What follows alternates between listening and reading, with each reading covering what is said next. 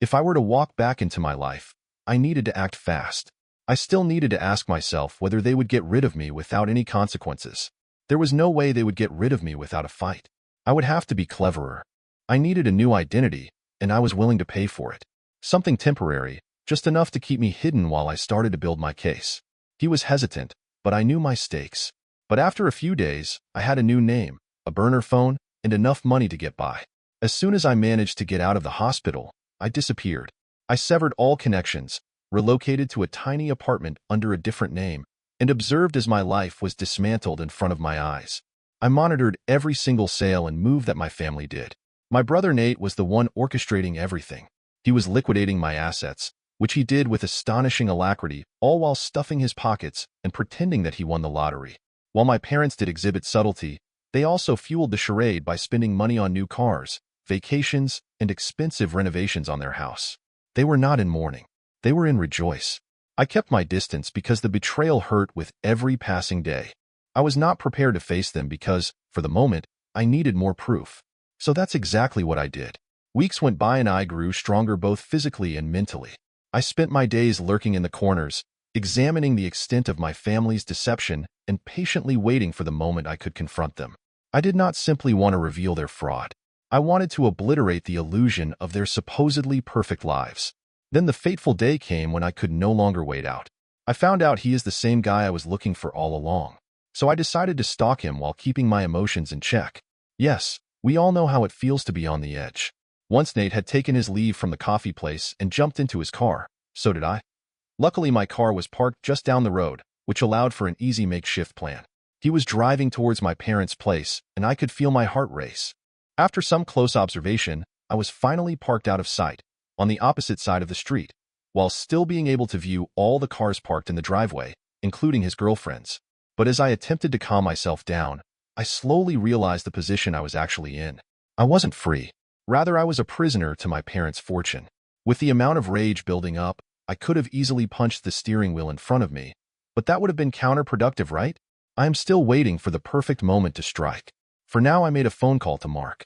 I have enough evidence, I said, trembling with rage. It's time. Are you sure?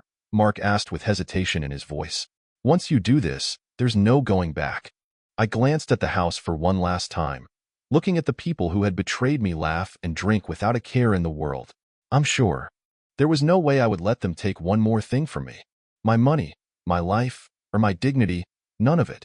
The air was buzzing, almost crackling as I stood in front of my parents' house. I was feeling anxious about what I was about to do. I could feel it deep within my chest. Keeping my takedown plan a secret for weeks had felt like a witsec was placed on me. I was watching and collecting evidence of everything. Well, it seems like the time is finally here to make my move. This was the house I had not stepped foot into after the accident, or rather attempted erasing. Each light flicking through the windows was a snapshot from the past.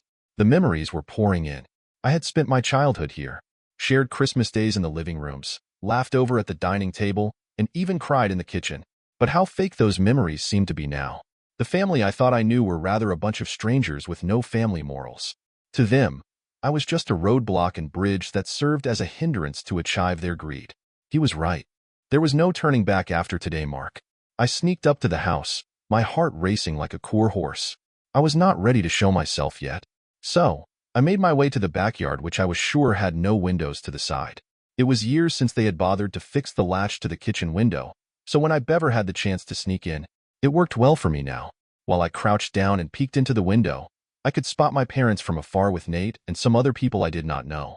They were seated around the table having dinner, drinking wine, mumbling something which I couldn't hear. I had to see if what they were saying was important, but I really did not need to. The way they smiled and carried on was sickening to see. These were the people eligible to attend my funeral, the grandfather of the person they thought was me. The same people who saw a box with me being buried underneath and understood I was not inside there. I clenched my jaw to calm me down, but the only thing I was getting was concern. If I charged in screaming like a crazed lunatic, I could get some satisfaction, but that's not what I was hoping for. I wanted her to be completely shattered. I crouched under the window and heard them talking. It was easy to know when the conversation was starting because I heard different voices. The first voice I heard was my dad's, deep as always. "The lawyers have finally cleared the estate," he said, an amused smile appearing on his face. "It's all ours now." About damn time, Nate responded, while drinking. To Jake, may he rest in peace forever. At that moment of the conversation, it seemed as though they were laughing at a joke and I was the one being laughed at. I was furious, but I did not let my presence be known because I had to listen in. I needed to know just how deep their betrayal went. We're lucky everything worked out so cleanly, my mother said, her voice dripping with relief. If he hadn't died in that accident, Nate laughed in his chair.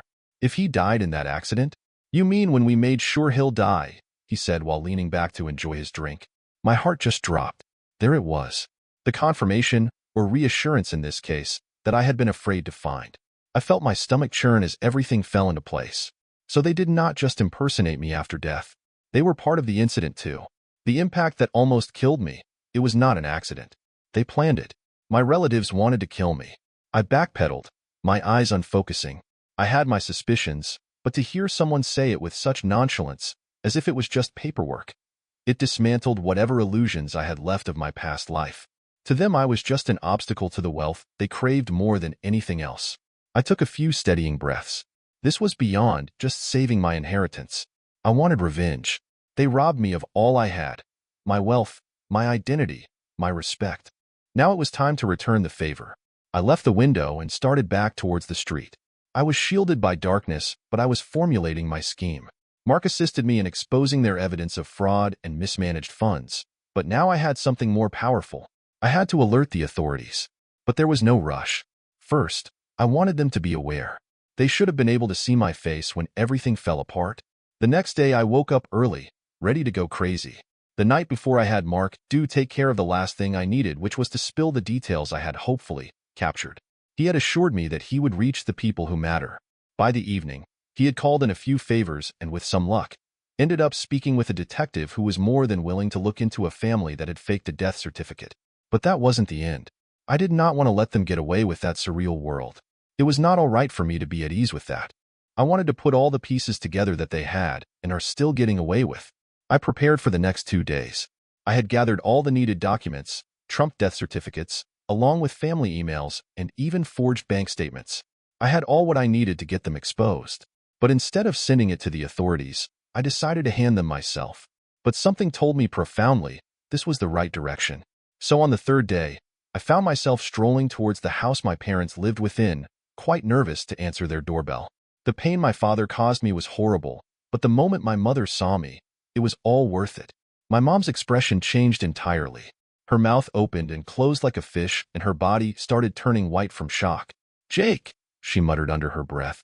"It can't possibly be." "Oh, it's me, all right," I replied. I read my own obituary. I pulled out some papers from my bag and tossed them on the table. But I'm not dead, and I know everything. I could see the realization and fear dawning upon my father and Nate as I stepped in. At first I was met with disbelief. Then Nate and my father came rushing down the hallway and went completely blank. But why are you here?" stammered my father after a long pause. "We thought you were alongside me?" With horrified expressions, they stared at the documents in front of them. "Why am I the subject of your lies?" I asked while they gaped in horror.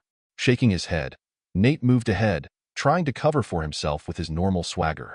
"Look, Jake, this is a misunderstanding. We thought—" "Don't even try it," I snapped, ice in my voice.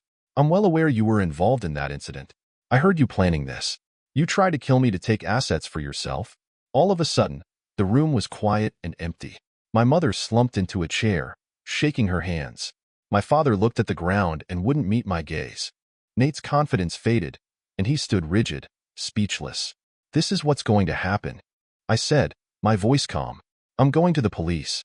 I saw everything that happened, every crime you guys committed, and I will make sure you all rot in prison." "Hello, Jake, please," my mother said in a pleading tone. She looked pretty worried. She tried to grab my hand, but I yanked away. "We can explain. We didn't mean..." "Didn't mean what? To murder me? To take everything that was dear to me?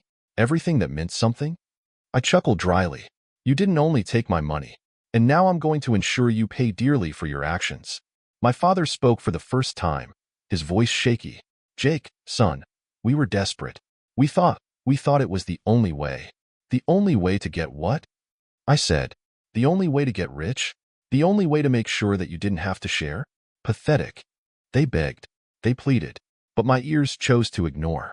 I strolled out of that house, letting them drown in their panic and feelings of guilt. Mark was already waiting for me, the detective beside him, at the end of the driveway.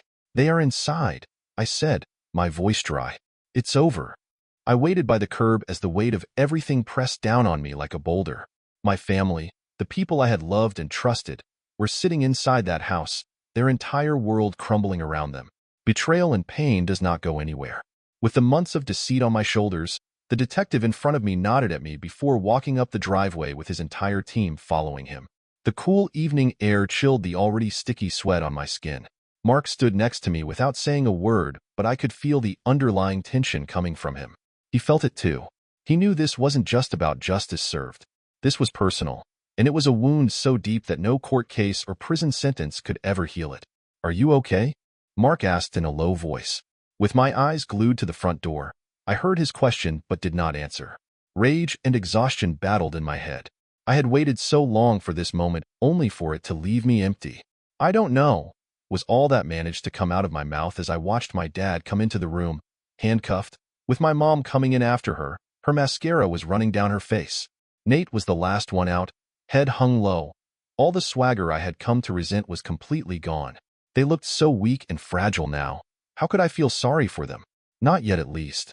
As they started getting into the police cars, I couldn't help but think back to when I first found out I had everything my grandfather owned.